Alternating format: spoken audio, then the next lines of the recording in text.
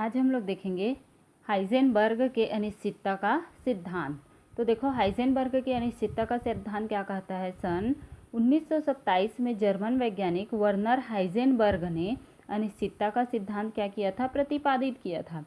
इस सिद्धांत के अनुसार देखो क्या कहता है, एक ही क्षण पर, क्षण से तात्पर्य समय से है यहाँ पर, तो एक ही क्षण पर इलेक्ट्रॉन की स्थिति एवं संवेग का एक साथ सही निर्धारण संभव नहीं है।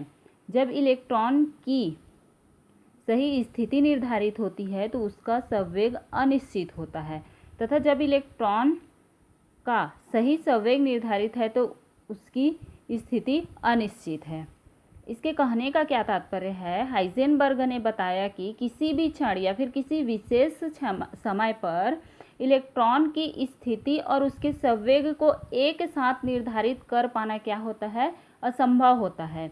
यदि हम स्थिति का सही निर्धारण कर लेते हैं तो उसका संवेग अनिश्चित होगा, और अगर संवेग का निर्धारण सही कर लेते हैं तो उसकी स्थिति क्या होती है, अनिश्चित होती है।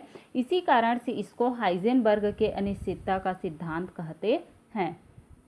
इसका गणितीय रूप भी दिया गया है, देख लेते हैं। गणितीय सूत्र क्या है, तो हाइजेनबर्ग के अनिश्चितता के सिद्धांत के अनुसार गतिशील कण के संवेग को डेल पी से दर्शाया जाएगा तथा गतिशील कण की स्थिति को डेल एक्स से क्या करेंगे, दर्शाएंगे। तो यह जो होता है क्या बोल रहा है, हाइजेनबर्ग के अनिश्चितता के सिद्धांत के अनुसार गतिशील कण की संवेग में अनिश्चितता डेल पी तथा स्थिति में अनिश्चितता डेल एक्स का गुणनफल h/4 पाई के बराबर या इससे अधिक होता है। तो देखो क्या होगा, या तो बराबर होगा या तो अधिक होगा। तो del x into del p, ये हमारा क्या है, बड़ा है, और ये क्या है, बराबर के लिए है। तो h अपान क्या हो गया हमारा, 4 पाई के क्या होगा, कहा गया है, या तो बराबर होगा या तो होगा हमारा क्या, बड़ा होगा। तो यहाँ पर कहने का क्या तात्पर्य है, यदि डेल एक्स छोटा है तो डेल पी बड़ा होगा, अर्थात संवेग की अनिश्चितता क्या होगी, अधिक होगी। और यदि गतिशील कण के वेग की अनिश्चितता कम है तो एक्स बड़ा होगा, अर्थात स्थिति में अनिश्चितता अधिक होगी।